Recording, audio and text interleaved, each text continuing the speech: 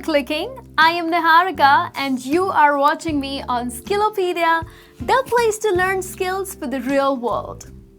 So, what are we gonna look at today? Well, do you give presentations regularly? Maybe at a boardroom, maybe at a seminar, or maybe at your college. And do you want to deliver that perfect presentation? Then friends, you should certainly avoid these 7 mistakes that could spoil your credibility, and these mistakes might create a doubt in the minds of your audiences and damage your image permanently. So now, most public speakers rightfully focus or pay attention to these impactful phrases, and that kind of creates the wow factor. And even with best intentions, some phrases that they speak can actually ruin the presentation. So, what's the use of putting in all the efforts in creating that awesome presentation which could actually turn your audiences away?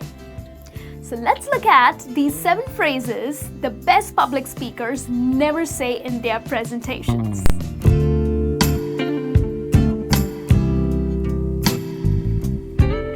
So let's have a look at the first phrase, which is I'm sorry. I'm sorry, but sorry for what? Isn't that an easy phrase to say? I have heard people using that phrase as a filler in a conversation, and they just get so habitual to say sorry all the time. Now remember, unless and until you have actually made a big mistake, never apologize for unnecessary reasons. It only shows you in a poor light and serves you only to discredit you and undermine your credibility and authority. Let's look at an example.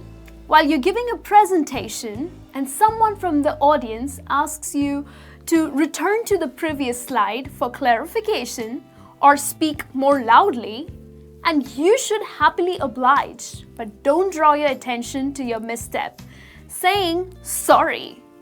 A good speaker doesn't apologize for a minor mistake, and doing so only calls for attention to something that would have otherwise have gone unnoticed. So people, stop saying I'm sorry.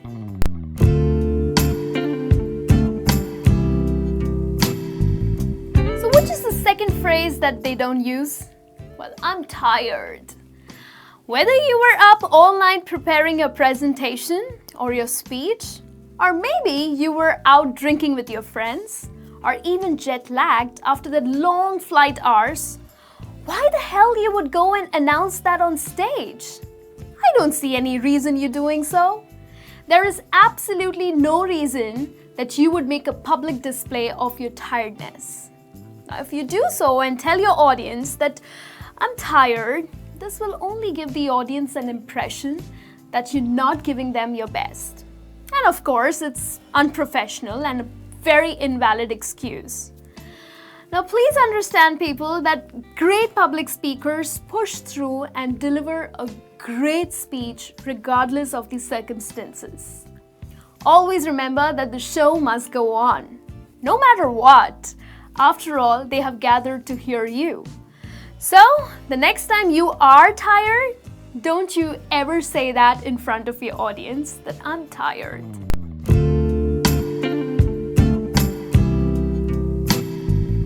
So what's the third phrase that they end up avoiding? Well, I'm nervous. Of course, we all get nervous.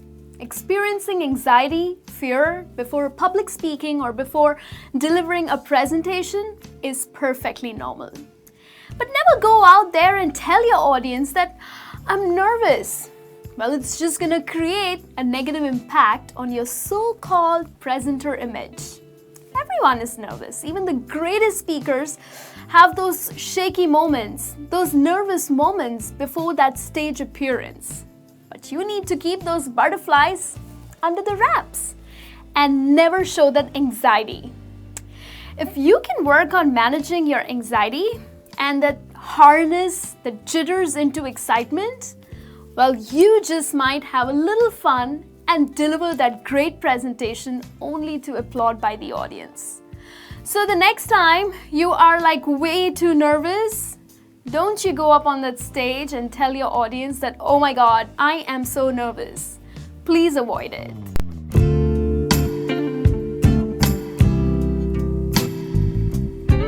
So what's the next phrase that you need to avoid? Well, I'll make this real quick. Now, why has the audience come to your presentation? They are there to take away some value out of those 40 or 60 minutes of your presenting. The audience has made the decision to invest their time in your presentation. So if you use a phrase like, I'll make this quick, or I'll make it real fast, such phrases not only devalues their investment of time, it also displays you in poor light as if you don't know how to keep promises. Or they see you as if you're a person most likely not to be on your own words. The best speakers always rehearse their talks tirelessly, so they know exactly how long their presentation will take. So always leave enough time at the end to take questions and don't push. You are a public speaker and are meant to inform and inspire and deliver a speech as quickly as possible. So the next time you try to push your presentation, you would not sound professional and people will not appreciate that. So avoid the phrase that I'll make this quick.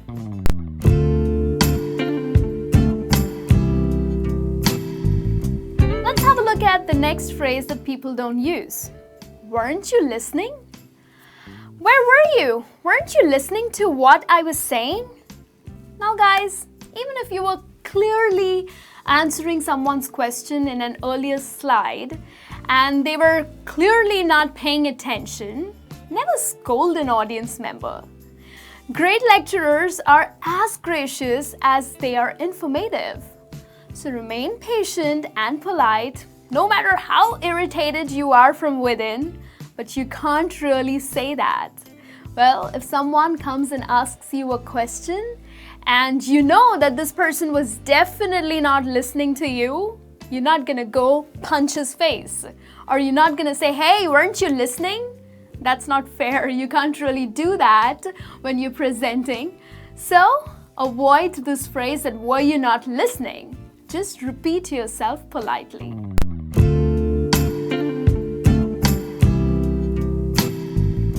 So the next phrase that the public speakers do not use is, I'll come back to that. If an unexpected question throws you off your rhythm, take advantage of the audience's curiosity and enthusiasm and go with the flow. If you promise to get back to a question and you never do, the audience member who posed the question may feel neglected and will not take you seriously. So instead, answer directly, and if need be, skip ahead to the corresponding slide. Professionalism and adaptability elevates the best speakers from the rest of the pack. So, even if it just throws you out of the rhythm, come back to it, go ahead, give the answer, and then move on.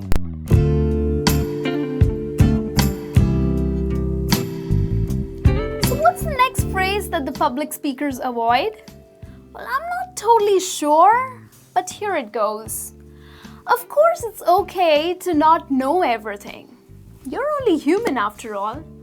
But don't offer a half-hearted or an underdeveloped answer if you're not sure of the correct response. If you're not sure, do not mislead your audience.